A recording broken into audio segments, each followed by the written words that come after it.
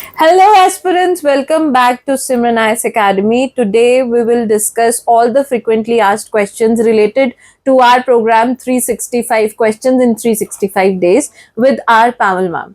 Pamal ma'am, सबसे पहला question तो यही है कि why this 365 program is so much in demand and famous?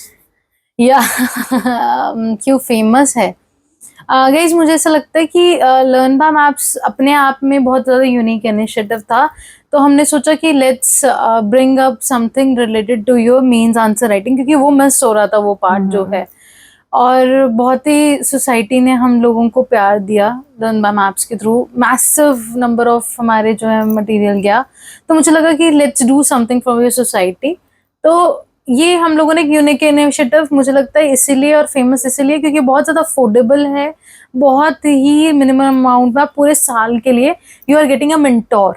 Correct. So ma'am 365 is a very long span. इतना रेगुलर बच्चा होता है एक्चुअली? ये बच्चे बहुत क्वेश्चन पूछते हैं बहुत बार कि मैम 360 अगर आप फोकस्ड हो, अगर आप में डेडिकेशन है, कंसिस्टेंसी हम हमेशा बोलते हैं यूपीएससी के लिए कंसिस्टेंसी बहुत ज़्यादा रिक्वायर्ड है।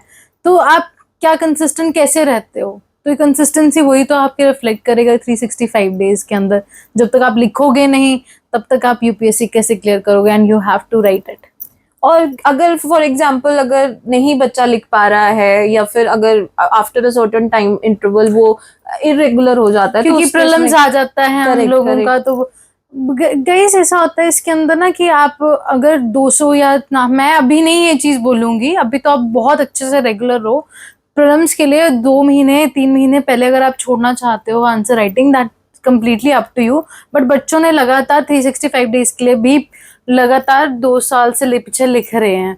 पर कई लोग जो हैं, काफी लोग जो हैं 2 महीने पहले छोड़ देते हैं कि हमें प्रॉब्लम्स पे फोकस करना है। That is completely up to them, क्योंकि एक ही क्वेश्चन है, 10 मिनट लगते हैं हार्डली आप लोगों के। पर अगर आप फिर भी अगर 200-300 बहुत बड़ा चंक होता है कशिश, क्योंकि आप अगर मैं पूछूंगी ना कि आप लोग कितने आंसर्स लिखते हो कमेंट डाउन, तो शायद 1 या 2 ऑनेस्टली बच्चे इतना ही लिख पाते हैं।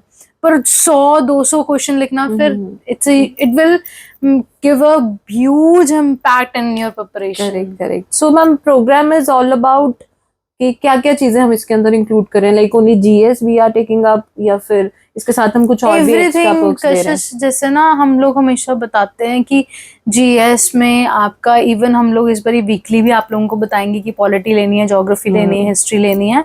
एंड अपार्ट फ्रॉम दैट आप लोगों का एस्से राइटिंग, आपके एथिक्स की केस स्टडीज भी आप लोगों की टेकअप होगी ऑब्वियसली, बट ऑप्शनल नहीं होगा। ऑब्वियसली ऑप्शनल नहीं इंक्लूड होगा इसमें।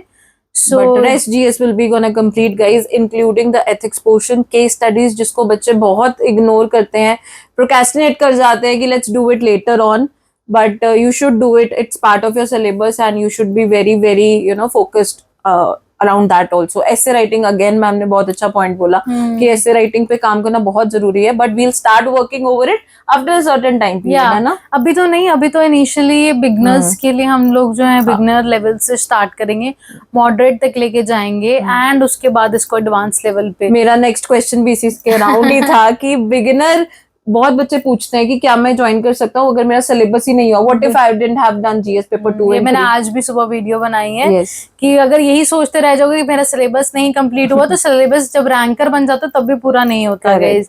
तो अभी से डे 1 से आप लोगों को अपनी प्रिपरेशन शुरू करनी है और अपनी आंसर राइटिंग उसी के साथ स्टार्ट करनी है। करेक्ट। और अगर आपको नहीं आता बाय चांस, अगर वो क्वेश्चन जो आप लोगों को पूछा गया है गाइस उसको रीड कर लो, अब वो आपका टॉपिक भी प्रिपेयर हो जाएगा और लिख के आप अच्छे से उसको याद भी कर पाओगे और उसके मेंस एस्पेक्ट से चीजें कवर अप हो जाएंगी। तो काफी आप लोगों को एडवांटेज मिलता है। राइट। कोई मटेरियल भी देते हैं हम साथ में इस प्रोग्राम में?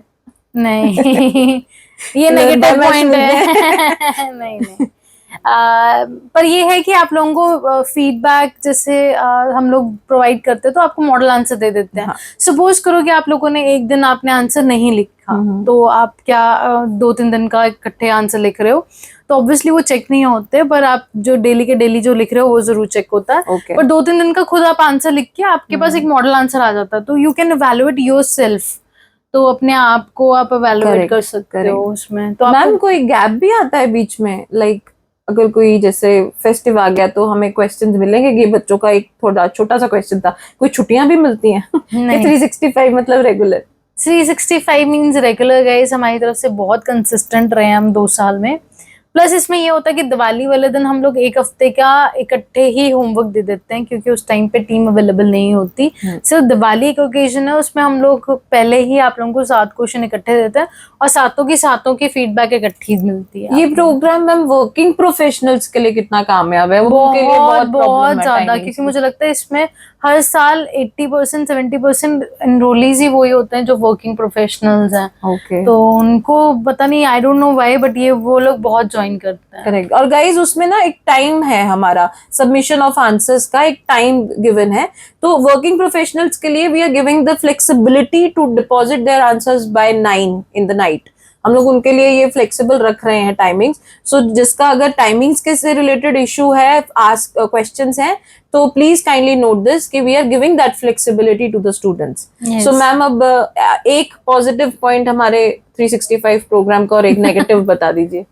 नेगेटिव पॉजिटिव तो ऑफ कोर्स यही है कि आपको एक हैबिट होगी, और negative I can't recall it right now. Mock test वाला जो था हमारा। एग्जैक्टली। अगर मैं आपको नेगेटिव बोलूं तो कहीं ना कहीं बच्चे इसमें ये होगा कि आप लोग ना, जैसे आप लिख रहे हो, आप सेक्शनली ये पेपर्स लिख रहे हो, बट आपको मॉक देना बहुत जरूरी होंगे। इसमें आप लोग अपने मॉक जो टेस्ट सीरीज है उसको इग्नोर नहीं कर सकते। वो आपको एक अलग से टेस्ट सीरीज ज्वाइन करनी पड़ेगी, क्योंकि 3 घंटे में हमें वहां पे 20 क्वेश्चन लिखने हैं। यहाँ पे आप रोज एक क्वेश्चन लिख रहे हो, तो वो टाइम मैनेजमेंट वाला मुझे लगता है एक ड्रॉबैक रहेगा इसके अंदर 365 के अंदर।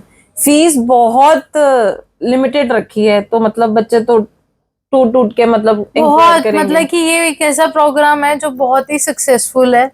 मतलब कि बहुत बच्चे इसको ज्वाइन करते हैं, और जो इसको मतलब कि लिख रहे हैं आंसर्स, वो ऐसे ऐसे करके ना कशिश बंडल्स डालते हैं, सी मैम हमने इतने आंसर्स लिख लिए, और वो अपने आप पे इतना प्राउड करते हैं महसूस कि देखो हमने इतने क्वेश्चंस लिख लिए ma'am, and they were so happy. आप ये प्रोग्राम आप ज्वाइन करोगे, कभी रिग्रेट नहीं करोगे guys, this is our promise.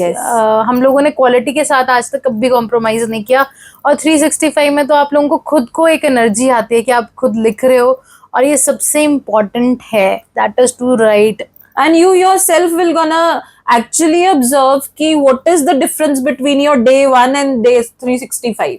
या एग्जैक्टली, वो आपकी difference आपके इम्प्रूवमेंट भी answers में आती है। दिखेगा। और जब आप इतना देखोगे ना, अपना बंच देखोगे, वो 100 का ही इतना बंच बन जाता है, तो you feel like to cry. मेरे पास बहुत बच्चे जो है ना सच में इमोशनल होके रोए हैं कि मैम बड़ा मजा आ रहा है, हमें आदत पड़ गई है लिखने की। So it's a very good venture guys, and बहुत ही मिनिमम फीस है जस्ट टू पे बैक यू। जो आप लोगों ने प्यार LBM को दिया, सिर्फ हम लोग पे बैक कर रहे हैं, otherwise no profits at all in this, to be very frank. So join the our 365 program. It's starting from 1st July and registration is open till 30th June guys. 4-5 days are left. Just go and enroll now. आप starting, कई बच्चों के question थे कि ma'am we are having some kind of exam, some kind of engagements, so you can start by mid of July और whenever you are comfortable, but enrolments will be going to get close by 30th June. और हम लोग पूरे साल में सिर्फ एक ही बार ये प्रोग्राम लॉन्च करते हैं, उसके बाद नहीं लॉन्च करते, क्योंकि हमारे ऊपर बहुत ज्यादा बर्डन हो जाता है इस प्रोग्राम का। तो ये सिर्फ इसी टाइम पे एक्सक्लूसिवली 1 जुलाई को मैं खुद आपके पास सेशन लूंगी जूम के अंदर, जहाँ पे हम 1-to-1 इंटरेक्ट करेंगे। आप में से क्वेश्चन पूछोगे और मैं आपको बताऊंगी कि आंसर राइटिंग कैसे करनी चाहिए। So till then, bye bye, take care guys, thank you so much, जय हिंद।